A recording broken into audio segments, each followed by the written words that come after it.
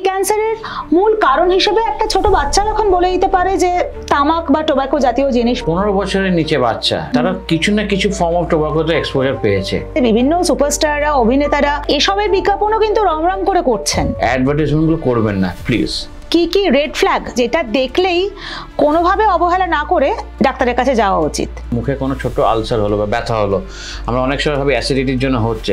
সবার ধারণা যে সিনেমাতে যে ক্যান্সার হবে, তারপর বড় একখানা হবে, রক্ত বমি হবে, ওগুলো কিন্তু নয়। আমাদের দেশের মানুষরা কি তাড়াতাড়ি আসছেন ডাক্তারের কাছে?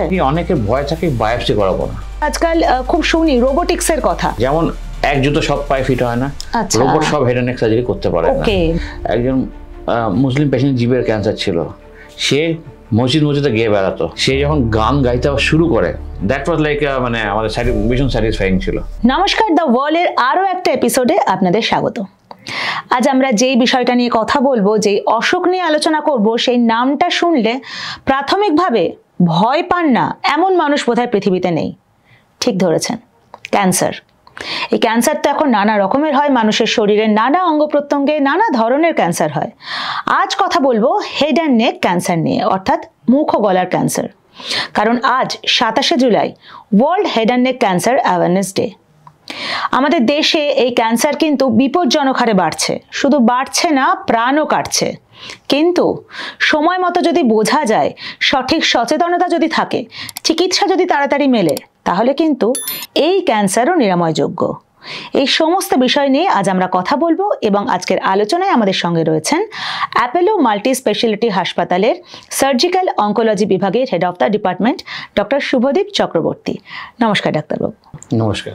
আপনি যদি আমাদের দর্শকদের প্রথমে একটুখানি বুঝিয়ে বলেন, এই মুখ ও গলার ক্যান্সার বা হেড অ্যান্ড নেক ক্যান্সার, এই ক্যান্সারের আওতায় ঠিক কি কি পড়ে, মানে কোন কোন অঙ্গ প্রত্যঙ্গকে আমরা হেড অ্যান্ড নেকের আওতায় ফেলতে পারি? এটা ভীষণ ইম্পর্টেন্ট দরকার কি জানা সবাইকে। হেড অ্যান্ড নেক ক্যান্সার বা মুখ গলা ক্যান্সারের মধ্যে আমরা কি কি বলছি, আমরা যদি একটা একটা করে যাই, তো প্রথমে দেখি, ধরুন মুখের চামড়ার উপর কোনো ক্যান্সার দেখা গেল, ঠিক আছে।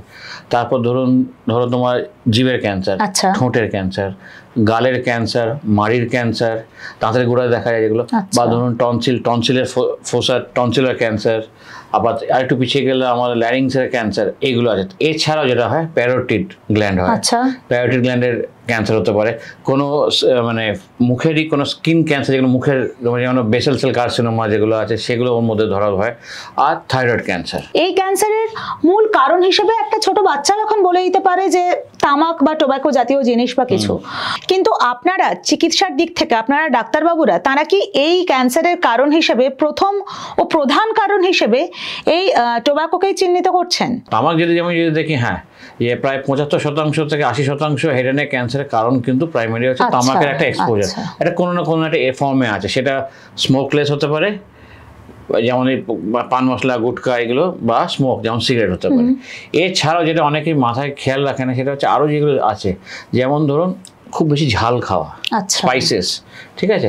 তারপর যেটা হচ্ছে কি, অনেক সময় দেখা যায় কি দাঁতগুলো খোঁচা দিয়ে শার্প হয়ে যাচ্ছে, আমরা খেতে খেতে অনেক সময় দেখা যায় খেতে খেতে জিভটা কেটে যাচ্ছে, গালটা কেটে যাচ্ছে। বারবার যখন কাটতে থাকে, এই যে একটা কনস্ট্যান্ট ক্ষত হচ্ছে, সেই ক্ষতর জন্য সেলের ডেভেলপমেন্ট প্যাটার্ন বা সেল ডেথ হচ্ছে না, সেটা ক্যান্সারে পরিণত হচ্ছে এক।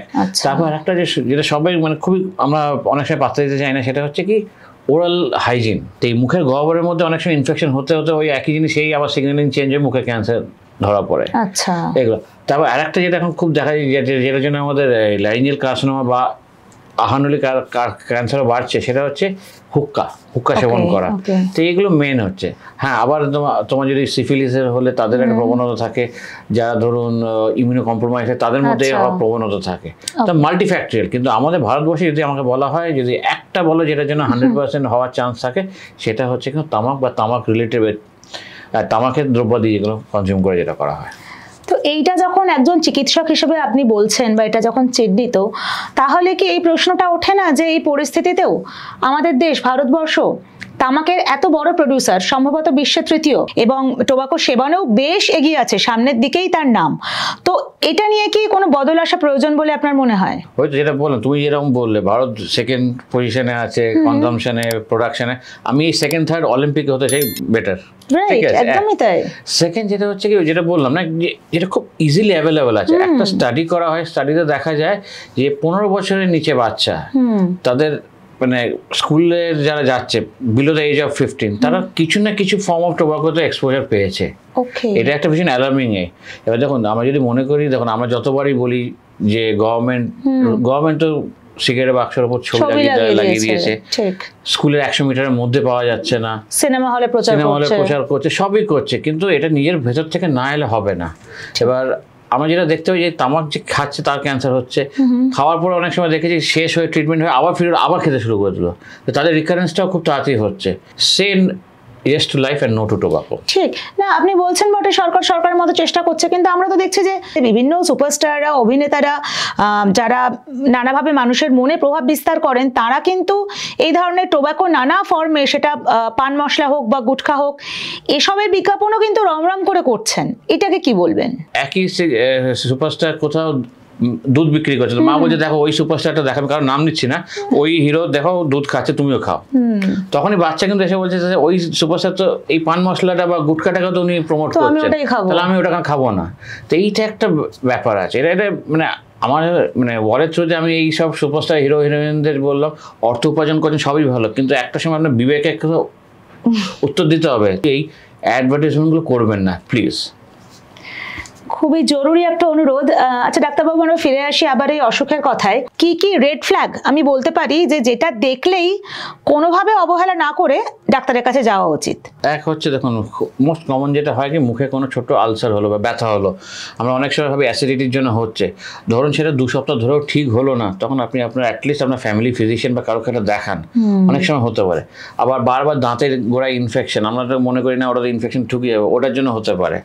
আবার অনেক সময় যেটা দেখা যায়, যে বয়স্কদের মধ্যে দেখা যায় যেটাকে স্পন্টেনিয়াস ফলোইং অফ টিথ, মানে দাঁতগুলো বিনা ব্যথা খুলে পড়ে যাচ্ছে, মাড়ির হয়তো কোনো অ্যালাইনমেন্ট হচ্ছে, জিভে খেতে খেতে খেতে জড়াতে শুরু করেছে, ঠিক আছে, বা অল অফ আ সাডেন নিজের যে স্বর তার মধ্যে সেটা বসে গেছে বা চেঞ্জ হচ্ছে, যেটা 2 সপ্তাহ ধরে ট্রিটমেন্ট নেওয়ার পর ঠিক হচ্ছে না, ওটা কিন্তু আপনার তোমার লাইনিয়ান কার্সিনোমা বা শব্দপেটি ক্যান্সারের অপশনের সংকেত হতে পারে।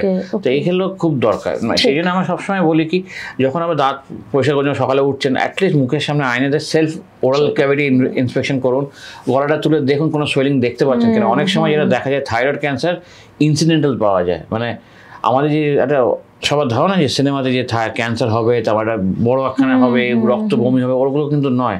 অনেক সময় গলায় একটা ছোট্ট লাম্প বা ধরুন প্যারোটিডের ছোট্ট একটা সোয়েলিং দেখা দিল, কানের পেছন ব্যথা হচ্ছে না কিন্তু সোয়েলিং দেখা দিচ্ছে বা ফোলা ভাব আছে, অ্যাটলিস্ট আপনার ইমিডিয়েটলি আপনার ফ্যামিলি ফিজিশিয়ান, যদি সার্জিক্যাল অঙ্কোলজিস্টে বা ইএনটি বা হেড অ্যান্ড নেক সার্জনে যেতে পারছেন, আপনার ফ্যামিলি ফিজিশিয়ানের কাছে যান, লুকোবেন না, ভয় পাবেন না। কেন যদি ক্যান্সার হয়, সে কিন্তু আপনার লুকিয়ে পড়া পেছনে থাকবে না, সেটা কিন্তু আসলে বহিঃপ্রকাশ পাবেই। এবার ক্যান্সার ইজ ট্রিটেবল। আমি এই প্রশ্নটাতেই আসছিলাম যে কেউ যদি সচেতন রয়েছেন এবং আপনার কথা মতো এই ধরনের কোনো সমস্যা দেখে ডাক্তারের কাছে এলেন এবং আর্লি ডিটেকশন হলো, তাহলে কি ক্যান্সার পুরোপুরি নিরাময়যোগ্য? এটা সবাই মনে গেঁথে রাখা উচিত, যে কোনো সেট অফ ক্যান্সার হোক, হেড অ্যান্ড নেক ক্যান্সার তো তার মধ্যে একজন, যে cancer if diagnosed early is treatable. যদি আমরা আর্লি স্টেজে ধরি, তো সেক্ষেত্রে দেখা যায়, দেখুন যেটা আমি বলবো, ক্যান্সার ট্রিটমেন্ট 3টে স্তম্ভের উপর দাঁড়িয়ে আছে। এক হচ্ছে সার্জিক্যাল অঙ্কোলজি, এক হচ্ছে রেডিয়েশন অঙ্কোলজি, আর এক হচ্ছে মেডিকেল অঙ্কোলজি। এখন যদি আমরা আর্লি স্টেজে যদি এসে দেখি, সেখানে দেখা যায় হয়তো শুধু সার্জারি করে, কিছু আর্লি একদম স্টেজে ধরা পড়ে সার্জারি করলে কিন্তু ট্রিটমেন্ট শেষ। আবার তাদের দেখা গেল কিছু জায়গায় দেখা গেল না, সার্জারির সাথে রেডিয়েশন অ্যাড করতে হলো। আর কিছু ক্ষেত্রে দেখা গেল যে নেগেটিভ ফিচার্স, ফাইনাল হিস্টোপ্যাথোলজি দেখা গেল, সেটা হিসেবে কেমোথেরাপি আমাদের অ্যাড হলো। আর এখন উইথ দ্য অ্যাডভেন্ট, এখন ইমিউনোথেরাপির এত সুন্দর প্রকোপ চলে এসছে, তো সেই জন্য সেই দিক দিয়ে আগে যে পেশেন্টদের আমরা হারিয়ে ফেলতাম অ্যাডভান্স স্টেজেও, সেই ইমিউনোথেরাপির মাধ্যমে তাদেরকে আমরা সুস্থ করে উঠতে পারছি। আচ্ছা, এই যে আর্লি স্টেজ অফ ডায়াগনোসিস, এতে আমাদের দেশ কোথায় দাঁড়িয়ে? আমাদের দেশের মানুষরা কি তাড়াতাড়ি আসছেন ডাক্তারের কাছে? জেনারেলি যেটা হয়, মানে বেশ কমনলি আমরা দেখতে পাই কি, দেখো কেউ ক্যান্সার ডায়াগনোসিসটা ফার্স্টে মাথায় আনে না, সবসময় একটা পেশেন্টের মাথায় একটা ডিনায়াল থাকে। এক সেকেন্ড হচ্ছে কি, অনেক সময় দেখা যায় কি, তারাই টিভিতে বা এদের দেখেছি যে এত বড় সার্জারি, মুখ বেঁকে যাচ্ছে, এইসব দেখে তারা আগে আসতে চায় না। তারা সবসময় অল্টারনেটিভ কিছু চেষ্টা করে। কেউ হয়তো কয়েকদিন যেন হোমিওপ্যাথি ওষুধ নিল, কেউ অল্টারনেটিভ মেডিকেশন নিয়ে সেখানে হয়তো ট্রিটমেন্টে কিছু দিনের ব্যথা কমে গেল বা সিমটমসগুলো একটু কম দিল, গোড়া থেকে কিন্তু জিনিসটা রিমুভ হয় না, তখন সেখানে একটা অ্যাডভান্স আসে। তো সেই জন্য যদি দেখি, আমার কাছে যদি দেখি যে 10 জনের মধ্যে 7 থেকে 8 জন কিন্তু একটা অ্যাডভান্স স্টেজে আছে। অ্যাডভান্স স্টেজ মানে এই না কি ট্রিটমেন্ট করা যাবে না, সেক্ষেত্রে কি মাল্টি মোডালিটি ট্রিটমেন্ট করতে হবে। সেকেন্ড থিং হচ্ছে কি অনেকের ভয় থাকে বায়োপসি করাবো না, আচ্ছা বায়োপসি করলে ধরা পড়ে এবার ছড়িয়ে যাবে, এটা ভীষণ একটা মানে এটা মানে আমার একটা ভুল ধারণা, মানে এটা আমি যবে থেকে আমি ট্রেনিং এ স্টার্ট করে গেছি এখন থেকে করতে করতে আমার স্টুডেন্ট চলে আসছে আমাদের ট্রেনিং, এখনো লোকের মাঝে বায়োপসিটা ছাড়া অন্য কিছু বলুন। ওকে, বায়োপসি যতক্ষণ না হচ্ছে আমরা জানতেই পারছি না, কনফার্ম হবো না, তাই তো। মানে যেই ধরনের মুখে ধরুন আলসার এলো বা জিভে ধরুন একটা ছোট্ট ঘা দেখা দিল, তো আমাদের মেন ফার্স্ট স্টেজ হচ্ছে আমরা বায়োপসি করব।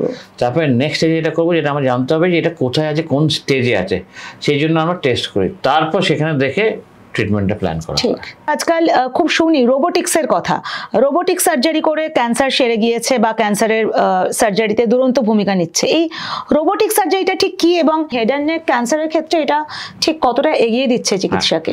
ফার্স্ট অফ অল যেটা আমি জানাতে চাই কি রোবোটিক সার্জারি মানে হচ্ছে কি রোবট সার্জারি করছে না, এটা কিন্তু রোবট অ্যাসিস্টেড সার্জারি। ঠিক আছে, মেন ইম্পর্টেন্ট হচ্ছে যে সার্জন আছে। আমি সিম্পল এক্সাম্পল দিই, যতই ট্রেনিং নিয়ে একজন কেউ খুব ভালো গাড়ি চালায় তাকে যদি প্রথম দিন আমি ফর্মুলা 1 গাড়ি দিয়ে দিই সেখানে চালিয়ে পারবে, তাকে তাহলে অ্যাক্সিডেন্ট হবে, তো সেটা ভীষণ ইম্পর্টেন্ট। এক সেকেন্ড হচ্ছে রোবোটিক সার্জারি মানে আমি যদি রোবোটিক সার্জারি হেড অ্যান্ড নেকে যদি একটা ইভলভিং স্টেজ থেকে আস্তে আস্তে ডেভেলপড হয়েছে, ঠিক আছে, তো তার একটা লার্নিং কার্ভ আছে। এবার তার সাথে তার স্পেসিফিক ইন্ডিকেশন, যেমন এক জুতো সব পায়ে ফিট হয় না, রোবট সব হেড অ্যান্ড নেক সার্জারি করতে পারে না।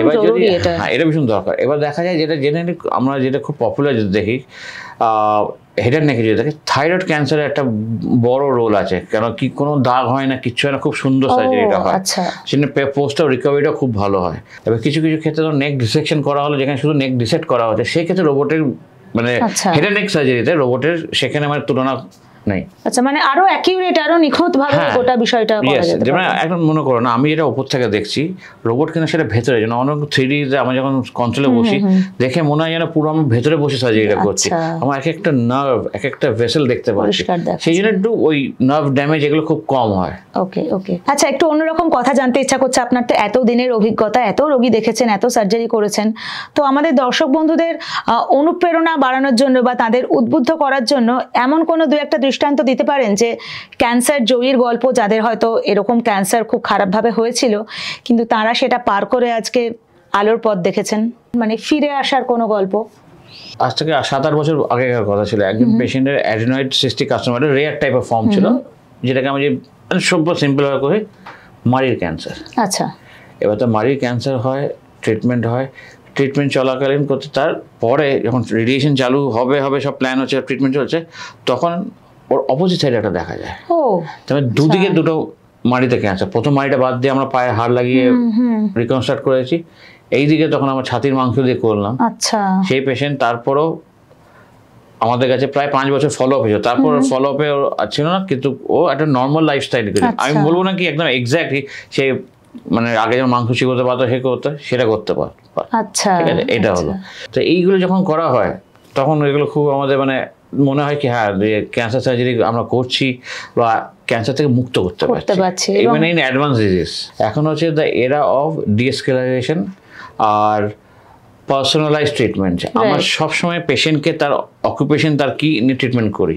এবার এই যেমন অকুপেশন বলতে বলুন, আমার একজন পেশেন্ট ছিলেন, একজন মুসলিম পেশেন্ট, জিভের ক্যান্সার ছিল, সে মসজিদে গিয়ে বেড়াতো। আচ্ছা, এবার তার যখন তার সে একদম পুরো ডিপ্রেশনে চলে যায় যখন টাং ক্যান্সার ধরা পড়ে, জিভের ক্যান্সার ধরা পড়ে, সেই ক্ষেত্রে আমার সাথে আমার প্লাস্টিক টিম আমরা করে ব্যালেন্স করে তারা কৃত্রিমভাবে জিভটাকে বানায়, ঠিক আছে, হাত থেকে মাংস নিয়ে বানায়, সবকিছু করার পরও সে যখন গান গাইতে শুরু করে, দ্যাট ওয়াজ লাইক মানে আমাদের ভীষণ স্যাটিসফাইং ছিল।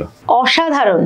ক্যান্সারে যখন জীবন বেসুরো হতে শুরু করেছে তখন তাকে সুরে ফিরিয়ে আনছেন কিন্তু ডাক্তারবাবুরা, ঠিক যেমনটা আমরা এই আলোচনায় শুনলাম। ডাক্তারবাবুকে অনেক ধন্যবাদ এত কঠিন ও জটিল বিষয় সহজ করে বুঝিয়ে দেওয়ার জন্য। আমার মনে হয় আমার দর্শক বন্ধুরা অনেকেই অনেক তথ্য জানতে পারলেন এবং আপনাদের উদ্দেশ্যে বলছি, ঠিক যেমনটা ডাক্তারবাবু বললেন যে আপনি বা আপনার কাছের কোনো নিকটজন যদি এমন বুঝতে পারেন বা জানতে পারেন কোনো রকম অসুবিধা বোধ করছেন, কোনো রকম ঘা বারবার হচ্ছে, মুখের মধ্যে কোনো ক্ষত তৈরি হচ্ছে, ঢোক গিলতে কষ্ট হচ্ছে, কোনো অচেনা অজানা ফোলা বা ব্যথা, দেরি না করে কিন্তু ডাক্তারের কাছে যান। সম্ভাব্য ক্যান্সার কিন্তু প্রতিরোধের একটা মাত্র উপায় দ্রুত ডাক্তার দেখানো এবং অসুখকে চিহ্নিত করা। আজ world head and neck cancer ডেতে এটাই থাকুক আমাদের অঙ্গীকার। এই এপিসোডটা যদি ভালো লেগে থাকে, যদি মনে হয় এখান থেকে আপনাদের গুরুত্বপূর্ণ কোনো তথ্য জানতে পেরেছেন, তাহলে শেয়ার করুন, লাইক করুন, অন্যকে জানার সুযোগ করে দিন এবং দেখতে থাকুন দ্য ওয়ার্ল্ড, কারণ খবর এখন এখানেই।